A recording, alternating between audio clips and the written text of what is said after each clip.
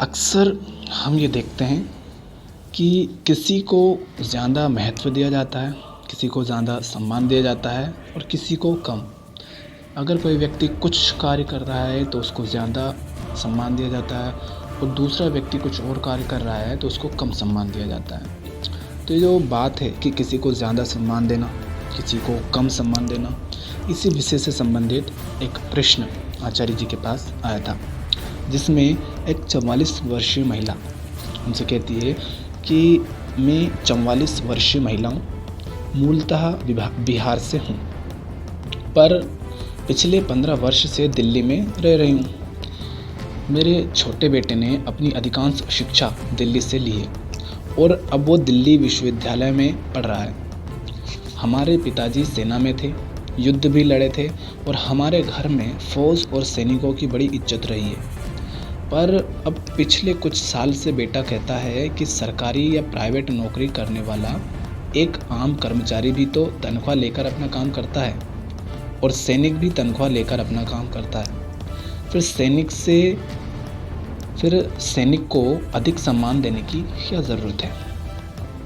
बेटा कहता है कि सेना और राष्ट्र को लेकर लोग बेकार ही भावुक होते रहते हैं और वो मुझसे बहस करता है कि काम और काम में कोई अंतर नहीं होता, तो किसी एक काम को करने वाले को खास महत्व या इज्जत देना आवश्यक नहीं है। तो महिला कहती है कि मुझे उसकी बातें बुरी तो लगती हैं, पर उसको समझाने के लिए मेरे पास कोई सटीक तर्क नहीं होता, तो कृपया मेरा मार्गदर्शन करें। तो अब आचार्य जी क्या कहते हैं वो सुनिएगा। आचार्य जी कहते हैं, पहली बात तो ये जो प्रचलित मुहावरा है कि काम और काम में कोई अंतर नहीं होता, ये बहुत उथला है, बिल्कुल भी ठीक नहीं है। इसको समझने की बहुत ज़रूरत है। करने वाले के सामने हमेशा दो रास्ते होते हैं, सही काम करना और गलत काम करना। ऐसा काम करना जो बहुतों की मदद करेगा और ऐसा काम करना जो सिर्फ अपने स्वार्थ के लिए हो। ऐसा काम करना जो खुद को और दूसरों को मुक्ति की ओर, होश की तरफ ले जाता हो, और ऐसा काम करना जो खुद को और दूसरों को बंधनों की ओर, बेहोशी की ओर ले जाता हो। तो काम और काम में अंतर तो होता ही है, क्योंकि कर्ता की एक अवस्था और दूसरी अवस्था में अंतर तो होता ही है। आप प्रेम के भाव से एक काम कर रहे हैं, आप घृणा के भाव से एक काम कर रहे हैं। आपके मन की इन दोनों अवस्थाओं में अंतर है ना, या एक ही है? अंतर है। आपके दिमाग पर ईर्ष्या, द्वेष, किसी किस्म की हिंसा चढ़ी हुई है। इस समय आपका उद्देश्य ही एक है कि किसी तरीके से सामने वाले को नीचा दिखा दूं, उसका नुकसान कर दूं। ये मन की एक हालत है। इस हालत में एक काम होता है और मन की दूसरी हालत है जिसमें समझदारी है, करुणा है, दूसरे के हित का कुछ ख्याल है। ये मन की बिल्कुल दूसरी अवस्था है। तो इस दूसरी हालत में आप आदमी की ही समझिएगा दूसरे हैं। इस दूसरी हालत में आप आदमी ही समझिए दूसरे हैं। तो मन की इन दो अवस्थाओं से निकलने वाले काम तो अलग अलग होंगे ही। इसी तरीके से एक आदमी जीवन भर करने के लिए जो भी काम चुनता है, जीवन भर करने के लिए या साल 2 साल करने के लिए, एक क्षण ही करने के लिए, चुनाव तो चुनाव है। आप कोई काम चुने 2 मिनट करने के लिए, चाहे 2 साल करने के लिए, चाहे 20 साल करने के लिए, तो ये जो आप काम का चुनाव करते हैं, ये भी मन की 2 अवस्थाओं से हो सकता है ना। एक अवस्था यह होती है कि मैं क्यों ख्याल करूं कि मैं करने क्या जा रहा हूं और उसका पूरी दुनिया पर क्या असर पड़ेगा। मुझे तो बस अपना उल्लू सीधा करना है, मुझे तो बस अपना स्वार्थ नापना है। तो नौकरी का चयन आप ऐसे भी कर सकते हैं, और नौकरी का, अपने काम का, अपने पेशे का चयन ऐसे भी करा जा सकता है कि आपके सामने कोई ज़्यादा बड़ा विस्तृत आदर्श हो और उस आदर्श की सेवा करने के लिए आपने वो काम चुना हो।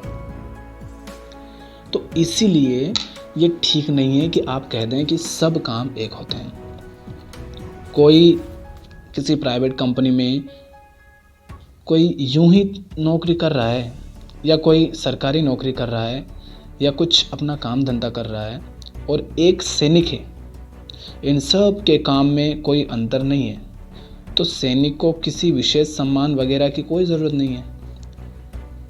देखिए, सम्मान सभी का करा जाना चाहिए, लेकिन जैसे आदमी और आदमी में फ़र्क होता है, वैसे ही काम और काम में, पेशे और पेशे में फ़र्क होता है। कुछ पेशे होते हैं इस काबिल कि अगर उनको करने वाला ईमानदार है तो वो एक विशेष सम्मान का पात्र होता है। तो पहली चर्चा हमने करी इस बात पर कि काम और काम में भेद होता है। अब दूसरी चर्चा अब हम इस बात पर करते हैं कि क्या एक सैनिक तनख्वाह लेता है तो तनख्वाह लेने की वजह से वो किसी भी अन्य पेशेवर के ही स्तर पर आ गया। लोगों का अक्सर तर्क ये होता है कि कोई भी आदमी है, कोई आदमी सरकारी दफ्तर में काम कर रहा है, वो कोई प्राइवेट कंपनी में सेल्स की नौकरी कर रहा है, कुछ भी कर रहा है, वो भी पैसे लेता है, पैसे लेकर काम करता है, और सैनिक भी पैसे लेता है और पैसे लेकर काम करता है, तो दोनों का काम एक ही हुए। चलिए इस बात का गहराई से अन्वेषण करते हैं। आप पैसे लेते ही किसके लिए हो? पैसे माने धन, ठीक है। वो क्या खरीद सकता है आपके लिए? धन क्या खरीद सकता है आपके लिए? वो आपके लिए कोई सुदूर सत्य तो खरीद कर ला नहीं सकता। पैसे से आप क्या खरीदते हो? चीज़ें। पैसे से वस्तुएं और सेवाएं ही खरीदी जा सकती है ना। और तो आप कुछ खरीद नहीं सकते उससे, बस वस्तुओं सेवाओं के अलावा और कुछ तो आप खरीद नहीं सकते। सब वस्तुओं का और सेवाओं का उपभोक्ता कौन होता है? आप पैसा लेकर गए बाजार, उस पैसे से आपने आलू खरीदा और बाल कटवाए। आलू खरीदा माने आपने चीज़ों का क्रय किया, और बाल कटवाया माने आपने सेवाओं का क्रय किया, ठीक है ना। गुड्स सर्विसेज दोनों आ गए। ये जो आलू खरीदा है ये कहाँ जाना है? शरीर में। और ये जो बाल थे ये कहाँ थे? शरीर में। तो आप जो भी काम करते हो, जिसके लिए आप तनख्वाह लेते हो, वो आप काम करते ही किसके लिए हो? शरीर के लिए। भाई, आपको जो धन मिल रहा है, चलिए आप काम किसी और वजह से करते होंगे, आपका दावा होगा अभी मैं उसमें नहीं जा रहा, लेकिन आपको जो पैसा मिलता है उस पैसे से तो आप अधिकांशतः जो भी लाभ उठाते हो वो लाभ शरीर के लिए ही होता है ना। आप उस पैसे से घर बनवा लोगे, घर में कौन रहेगा? आपका शरीर ही रहेगा। उस पैसे से आप कपड़े खरीद लोगे, कपड़े कौन पहनेगा? शरीर पहनेगा कपड़ों को। आप उस पैसे से गाड़ी खरीद लोगे, गाड़ी में कौन चलता है? शरीर चलता है। यहाँ तक कि आप ये कह दो कि नहीं साहब, उस पैसे से मैं इज्जत कमाता हूँ, तो उस पैसे से मुझे समाज में मान सम्मान मिलता है, तो उस मान सम्मान का भी अनुभव करने वाला तो आपका मस्तिष्क ही तो है ना। और मस्तिष्क ना हो तो आपको सम्मान या अपमान किसी का भी अनुभव होगा नहीं? होगा ना? होगा क्या? नहीं होगा। मस्तिष्क भी कहाँ है? शरीर में। तो पैसे से आप शारीरिक लाभ या सुख ही तो उठाते हो। पैसा शरीर के लिए होता है। जो भी आदमी नौकरी करने निकलता है, अगर वो उस नौकरी से पैसा पाता है तो पैसा होता है शरीर के लिए। लेकिन जो सैनिक है उसके साथ एक बहुत उल्टी या आगे की चीज़ हो जाती है। वो शरीर के लिए आपसे तनख्वाह तो ले रहा है, वो शरीर के लिए आपसे तनख्वाह तो ले रहा है, लेकिन बहुत मौके ऐसे आते हैं जब वो शरीर को ही दांव पर लगा देता है। कई मौके आते हैं जब वो शरीर को ही दांव पर लगा देता है। तो सैनिक की और किसी आम कर्मचारी की स्थिति का अंतर समझिएगा। आम कर्मचारी शरीर के लिए पैसा कमा रहा है, वो शरीर को ऊपर रख रहा है, वो कह रहा है कि शरीर ऊपर है, उसके लिए पैसा आएगा और शरीर को सुख मिलेगा, शरीर का काम धंधा चलेगा, शरीर का काम धंधा चलेगा। लेकिन सैनिक के साथ ऐसी स्थिति आ जाती है जब उसे शरीर को ही दांव पर लगाना पड़ता है। आप ये काम कोई भी और पेशेवर नहीं करता, अब ये काम कोई भी और पेशेवर नहीं करता। आप कहेंगे कि साहब जो लोग फ़ौज में जाते हैं उन्हें तो पहले से पता होता है ना। ऐसे तर्क अक्सर दिए जाते हैं कि ये तो प्रोफेशनल रिस्क है, जब आप फ़ौज में जा रहे हो तो आपको पहले ही पता होता है कि गोली खाने की नौबत आ सकती है, तो आपको तनख्वाह भी उसी मुताबिक दी जाती है। साहब आपको मैं कितने पैसे दे दूं तो आप अपनी जान मुझे दे देंगे, बताइए। अगर आप आपकी जान दे दें तो ये कितने पैसे चाहिए उसके लिए आपको। तो ये बेतुके तर्क मत करिए कि उनको पैसे दिए जाते हैं उसके, कोई अपनी जान दांव पर नहीं लगाता पैसों के बदले। तर्क ये है कि जब आदमी फ़ौज में जा रहा है तो उसको पहले ही पता है कि कभी गोली खाने की नौबत आ सकती है, तो वो तो जानते बूझते जा रहा है फ़ौज में, फिर उसे विशेष सम्मान देने की क्या ज़रूरत है। और अगर वो गोली खा भी लेता है तो इसमें ज़्यादा भावुक होने की क्या ज़रूरत है। तो जो लोग ऐसा तर्क देते हैं, मैं उनसे कह रहा हूँ कि बताइए आपको कितने पैसे दूँ तो आप अपनी जान मुझे दे देंगे।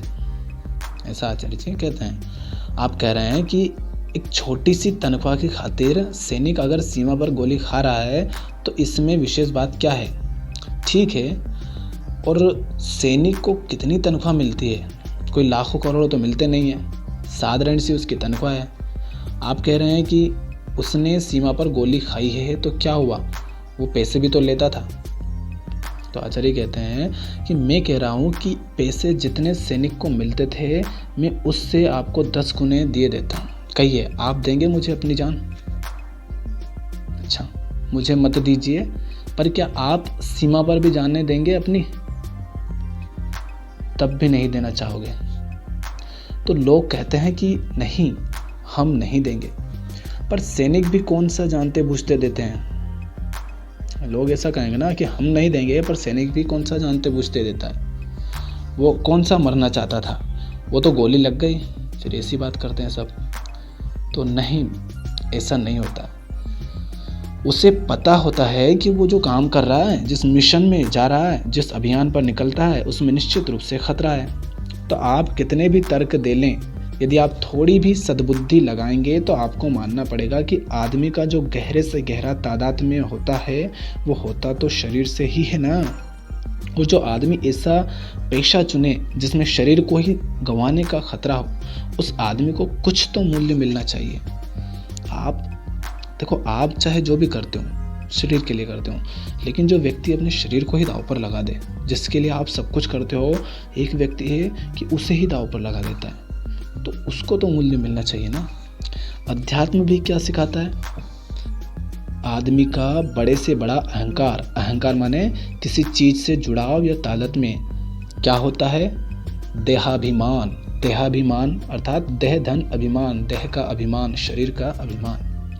अध्यात्म यही सिखाता है ना हम देहस्मि, क्योंकि बच्चा पैदा होते ही अपने आप को क्या मानना शुरू कर देता है?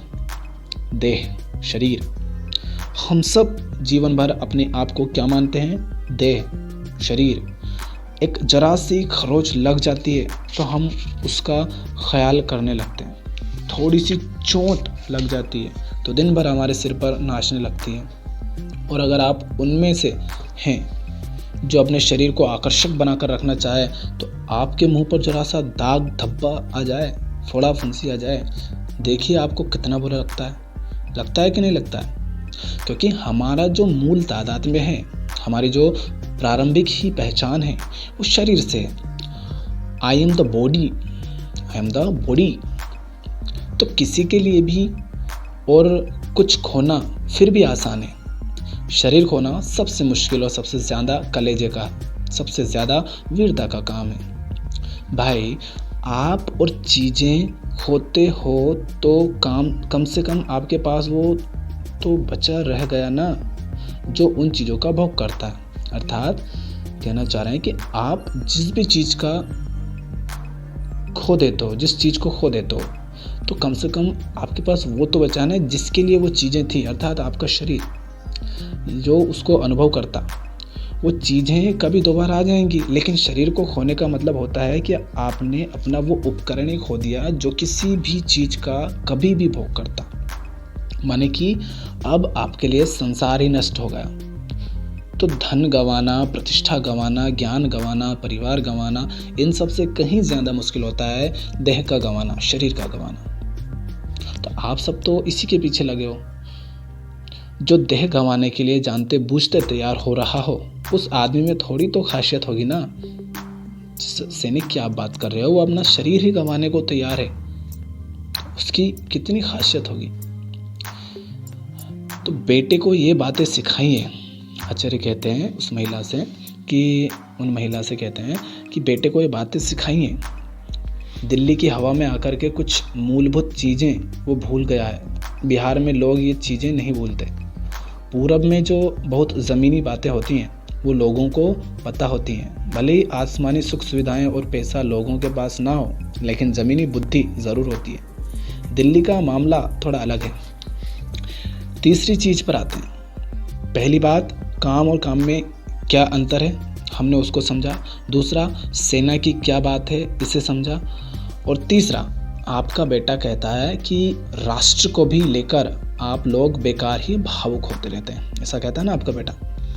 तो देखिए, देश कोई कंपनी नहीं होता कि आप कहें कि एक आदमी एक कंपनी के लिए काम कर रहा है और एक आदमी देश सेवा कर रहा है तो दोनों में एक बराबर है, तो दोनों एक बराबर है, ऐसा नहीं होता। ठीक है, कंपनी होती है कुछ गिने चुने लोगों के शेयर्स की कीमत को बढ़ाने के लिए, शेयर होल्डर वैल्यू को उच्चतम स्तर पर पहुंचाने के लिए।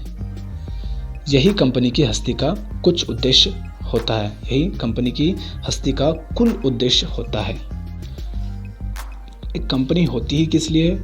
ताकि जिन लोगों के पास उसके शेयर्स हैं उनको अधिकाधिक मुनाफा होता रहे।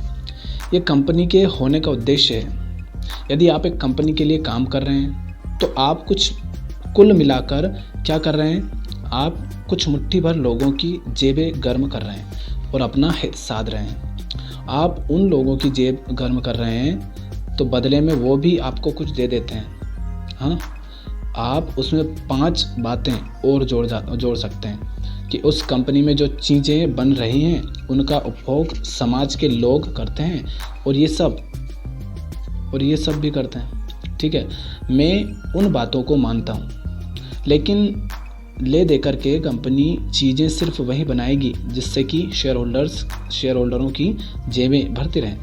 अगर आप कहेंगे कि आपकी कंपनी जो चीज़ें बनाती हैं उससे समाज को भी फ़ायदा पहुंचता है, तो एक बात बताइए, अगर समाज को फ़ायदा हो रहा हो लेकिन शेयर होल्डर को मुनाफा नहीं हो रहा हो, तो क्या आपकी कंपनी वो चीज़ें बनाती रहेंगी? माने आप समाज को मुनाफा कराते भी हैं अगर, तो वो भी सिर्फ इसलिए ताकि समाज को जो मुनाफा हो रहा है उसके एवज में आपके शेयर होल्डर्स को, मालिकों को, आकाओं को 2 गुना 3 गुना 4 गुना फ़ायदा होता रहे। ठीक है ना, इसीलिए होती है कंपनी। तो ये हुआ एक कंपनी का कुल आधार। कंपनी किस बुनियाद पर खड़ी है? शेयर होल्डर्स को मुनाफा होता रहे, इस बुनियाद पर खड़ी है। देश किस बुनियाद पर खड़ा होता है? देश कंपनी नहीं होता, देश कंपनी नहीं होता भाई। लोग तर्क देते हैं कि देखो, तुम एक कंपनी से कोई सामान खरीदते हो, उसको पैसा देते हो, बात खत्म। भावुक होने की तो कोई बात नहीं। इसी तरीके से तुम सरकार को टैक्स देते हो और सरकार तुम्हारे लिए सड़क बनवा देती है, अस्पताल बनवा देती है, तुम्हें पुलिस की सुविधा देती है, फोर्स की सुविधा दे देती है। इसमें भावुक होने की कोई बात नहीं। वो सरकार की तुलना करते हैं एक कंपनी से। वो कहते हैं कि कंपनी को भी तुम पैसा देते हो, सरकार को भी तुम टैक्स देते हो, कंपनी भी तुम्हें कुछ सुख सुविधाएं सेवाएं देती है, सरकार भी तुम्हें सेवाएं वगैरह देती है।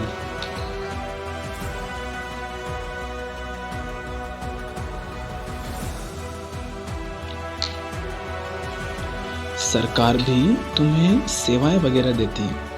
तो तुम क्यों इतने भावुक होते हो? वो लोग कुछ मूलभूत बातें नहीं समझते, ऐसा आचार्य जी कहते हैं। मूलभूत बातें ये हैं कि देश जिस बुनियाद पर खड़ा है वो उससे बहुत भिन्न है जिस बुनियाद पर कंपनी खड़ी है। देश की आधारशिला होता है कोई बड़ा आदर्श, कंपनी की बुनियाद में कोई बड़ा आदर्श नहीं होता। कंपनी की बुनियाद किस पर है? मुनाफे पर। और देश की बुनियाद होती है बहुत बड़े आदर्शों पर। किसी कंपनी का तुमने कभी कोई संविधान देखा है? भारत का संविधान है और भारत के संविधान में बहुत उच्चतर मूल्य संग्रहित हैं। कोई कंपनी कहती है कि मैं इसीलिए हूँ ताकि सब लोगों को समान अधिकार मिल सकें, शिक्षा मिल सके, लोगों में स्वास्थ्य और वैज्ञानिक दृष्टिकोण आ सके। कहो, कहती है कोई कंपनी? नहीं कहती। कोई कंपनी कहती है क्या ऐसा? नहीं कहती। देश कहता है। देश यूं ही नहीं बन जाता। देश सिर्फ कोई राजनीतिक इकाई नहीं होता। राजनीतिक इकाई नहीं होता। ये अभी कुछ दिन पहले भी मैं कह रहा था, देश के केंद्र में होता है राष्ट्र। देश ऐसे ही नहीं बन गया कि 4-5 इधर उधर के राज्य आए और उन्होंने आपस में समझौता किया, फिर वो एक देश कहलाने लग गए। ऐसे नहीं होता है। ये कोई उथली राजनीतिक प्रक्रिया भर का परिणाम नहीं होता है एक राष्ट्र। देश के केंद्र में राष्ट्र होता है और राष्ट्र के केंद्र में होता है राष्ट्रीय मूल्य। कोई साझा आदर्श होता है, कोई साझा उच्च लक्ष्य होता है जिसके कारण लोग आपस में संबंधित होते हैं, गुंथे होते हैं। उसके आधार पर देश बनता है। नहीं तो मुझे बताओ, इतना लंबा चौड़ा भारत है और भी दुनिया में देश हैं जो बहुत लंबे चौड़े हैं, वो एक रह कैसे सकते हैं? सिर्फ राजनीतिक तौर पर एक रह लेंगे क्या? नहीं रह सकते। कैसे रह लेंगे भाई? नहीं, राजनीतिक तौर पर नहीं रह सकते। कोई और बात होनी चाहिए, कोई उच्चतम मूल्य होना चाहिए, कोई उद्दीप्त भावना होनी चाहिए, तब जाकर के एक देश एक साथ रहता है। भारत भी ऐसे ही थोड़ी है। अंग्रेजों से आज़ादी मिली भी 70 से ऊपर बरस हो गए और हम कहते हैं कि भारत विविधताओं का देश है। इतनी विविधताएं होते हुए भी क्या है जो सब लोगों को एक सूत्र में पिरो कर रखता है? ज़रूर कोई साझा आदर्श है, ज़रूर कुछ साझी मान्यताएं हैं, कुछ साझे मूल्य हैं। बात समझ में आ रही है? और वो ऊंचे से ऊंचे मूल्य होते हैं या होने चाहिए कम से कम। किसी राष्ट्र की बुनियाद में अगर ऊंचे मूल्य नहीं होंगे तो वो राष्ट्र बहुत दिन फिर चलेगा भी नहीं, विखंडित हो जाएगा, कुछ और हो जाएगा उसके साथ। समझ रहे हो बात को? भारत के बारे में कहते हैं ना कि कुछ बात तो है कि हस्ती मिटती नहीं हमारी। वो क्या बात है कि हस्ती मिटती नहीं हमारी? राजनीतिक स्तर पर तो भारत न जाने कितनी बार टूटा फूटा, तो देश तो कभी यहाँ पर स्थायी रह ही नहीं पाया है। रह पाया क्या? नहीं रह पाया। भारत का नक्शा लगातार बदलता रहा है, हर 50 साल में बदलता रहा है। बदलता रहा है कि नहीं राजनीतिक नक्शा? लेकिन एक राष्ट्र के तौर पर भारत लगभग अक्षुण्ण रहा है, अखंड रहा है। उसकी वजह है यहाँ के सब लोगों के निश्चित रूप से कुछ साझे और ऊंचे मूल्य हैं। ये दोनों शर्तें पूरी होनी चाहिए। मूल्य साझे होने चाहिए और मूल्य ऊंचे होने चाहिए।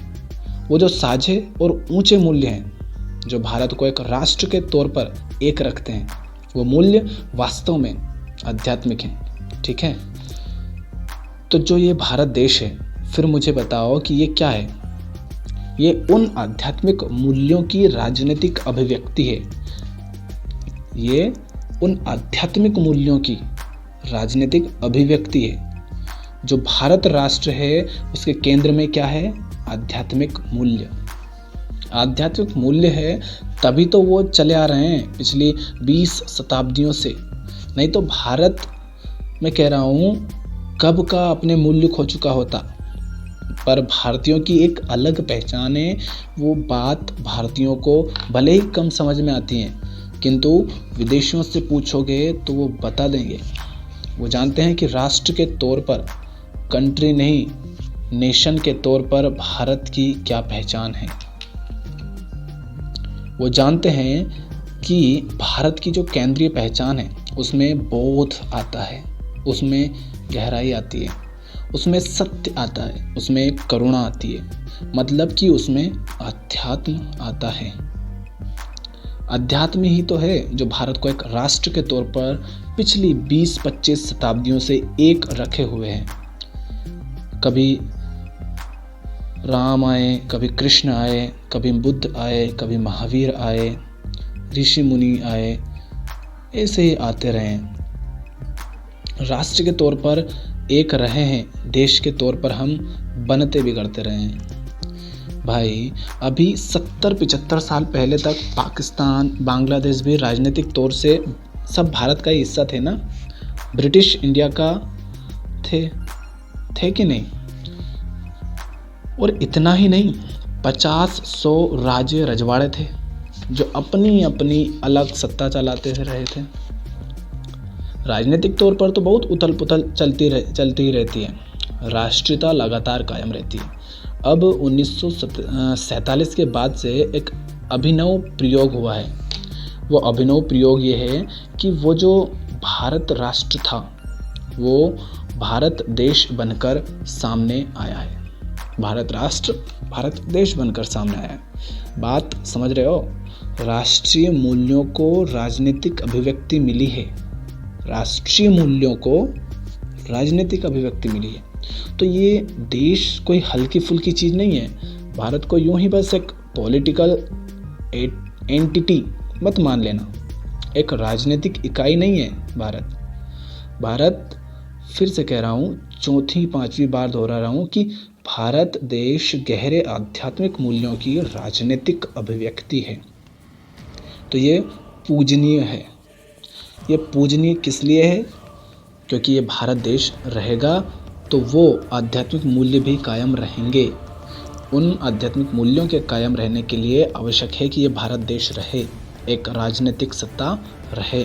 वो जो राजनीतिक सत्ता जब रहती है तो वो देश में ऐसा माहौल तैयार कर सकती है, इस तरह का नियम कायदा कानून रख सकती है कि वहाँ बसने वालों, वहाँ पैदा होने वालों, वहाँ पलने और बढ़ने वालों में एक ख़ास तरह की मानसिकता रहे, मूल्य उनके ऊंचे रहें, संस्कार उनके शुद्ध रहें।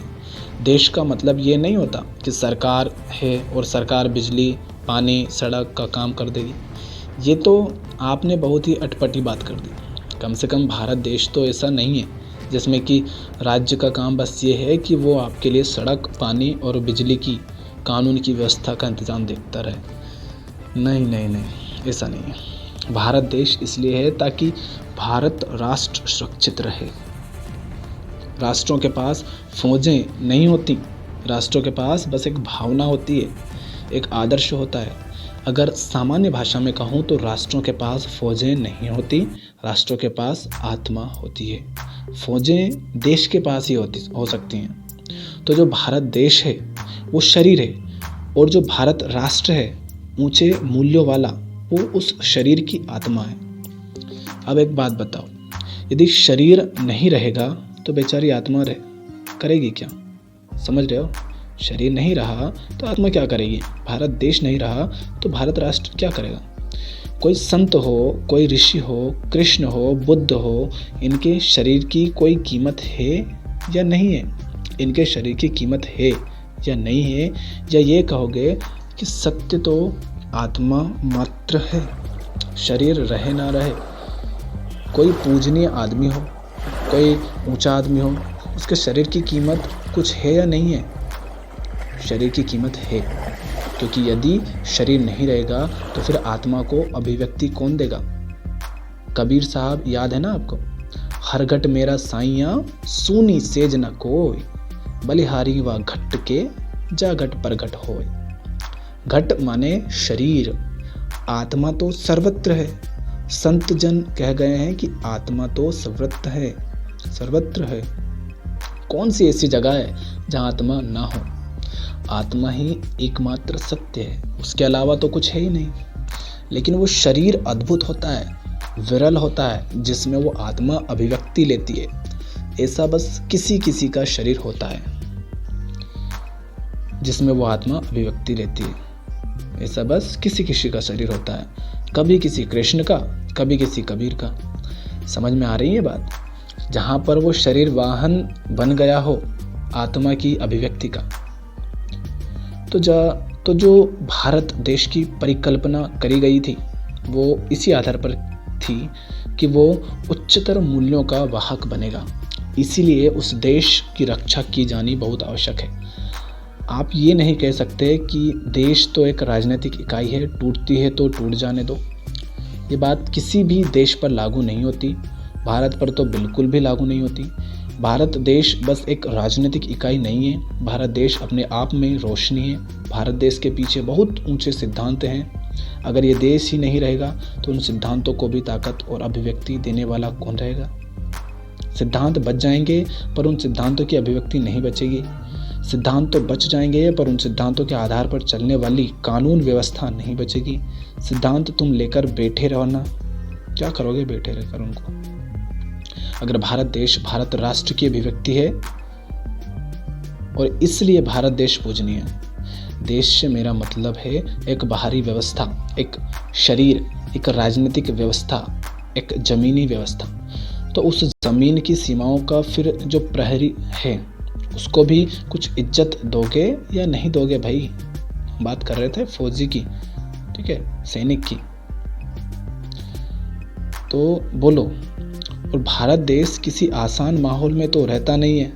हमारा मोहल्ला जानते हो ना कैसा है? पड़ोसी हमारे देखे हैं ना कैसे हैं? छोटे बड़े सब आंख दिखाते हैं। कोई इधर से नोचने को तैयार है, कोई उधर से खसोटने को तैयार है। कोई नीचे से परेशान कर रहा है, कोई दाईं से कील चुभो रहा है, कोई बाएं से। तो इसलिए इस माहौल में जो व्यावहारिक बात है वो ये है कि सेना और सैनिकों का महत्व निश्चित रूप से है। अगर ये देश महत्वपूर्ण है, अगर ये देश किन्हीं मूल्यों, सिद्धांतों, आदर्शों का प्रतिनिधि है, तो इस देश की जो रक्षा करने वाला है वो निश्चित रूप से विशेष है, वो सम्मान का अधिकारी है। ये बात शायद दिल्ली के इंटरनेशनल स्कूल वाले और दिल्ली के आज़ाद ख्याल विद्यालयों के लोग नहीं समझते, पर उन्हें समझनी चाहिए। थोड़ा अगर वो बुद्धि लगाएंगे, थोड़ा अगर गहराई से देखेंगे तो उन्हें कुछ बातें समझ में आएंगी। इसी चर्चा से संबंधित अगला प्रश्न दूसरे पार्ट में देखते हैं। धन्यवाद।